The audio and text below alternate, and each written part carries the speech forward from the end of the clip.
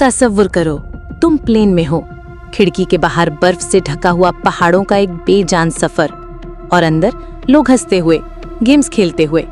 तुम्हें लगता है सब कुछ ठीक है, सेफ है। लेकिन फिर एक आवाज, एक धमाका, और तुम्हारा पूरा जिस्म हवा में उछलता है। 13 अक्टूबर 1972, उरुग्वेन एयरफोर्स फ्लाइट 571, जिसमें एक रग्बी टीम, उनके परिवार और कुछ ऑफिशियल सफर कर रहे थे। फ्लाइट चिले जा रही थी, लेकिन एंडिस के पहाड़ों में उसने कभी लैंड नहीं किया। वेदर खराब था, रेडार सिग्नल वीक, और एक गलती, प्लेन डायरेक्ट 13,000 फीट की हाइट से क्रैश कर गया, बर्फीली पहाड़ियों में, जहां न कोई गांव था, न कोई रोड, न कोई रेस्क्यू सिस्टम। क्रैश के तुरंत बाद 12 लोगों की मौत हो गई, बाकी 33 लोग जख्मी, कुछ बेहाल। लेकिन तब तक उन्हें नहीं पता था कि उनका सबसे बड़ा दुश्मन अब बर्फ नहीं, भूख होने वाली है। 1 दिन, 2 दिन, 5 दिन, लोगों ने चॉकलेट, बिस्किट और वाइन तक राशन करके खाया। लेकिन जब सब खत्म हो गया, तब पता चला कि सर्वाइवल का असली टेस्ट अब शुरू हुआ है। दिन रात बर्फ में, कपड़ों के नाम पर सिर्फ टॉर्न जैकेट्स, और बॉडी का हर अंग ठंड से सख्त हो रहा था। और सबसे बुरी बात, रेस्क्यू टीम्स ने उनका सर्च 8 दिन के बाद बंद कर दिया। न्यूज में अनाउंस हो गया, नो सर्वाइवर्स। जब तुम्हें दुनिया जिंदा नहीं समझती, तो तुम क्या जिंदा रहने की कोशिश करोगे?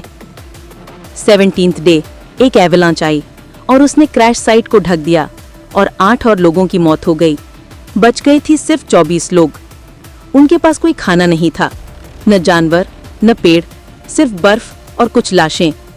और फिर एक डिस्कशन हुआ।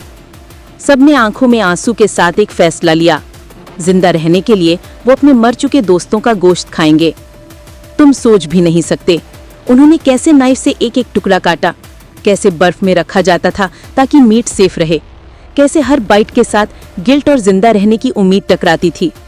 लेकिन वो जिंदा रहना चाहते थे। फिर आया टर्निंग पॉइंट।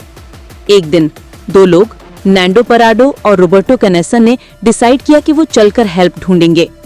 बिना जीपीएस, बिना मैप, बिना रास्ता जाने वो 10 दिन तक पहाड़ों में चलते रहे।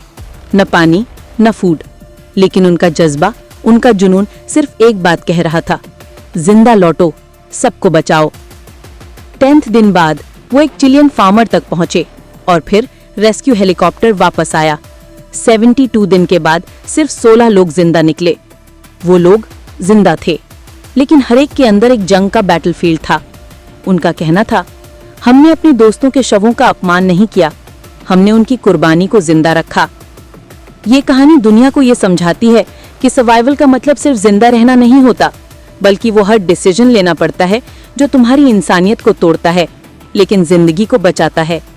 तो अब सवाल तुमसे है, अगर तुम उनके जगह होते तो क्या तुम भी ये कर पाते?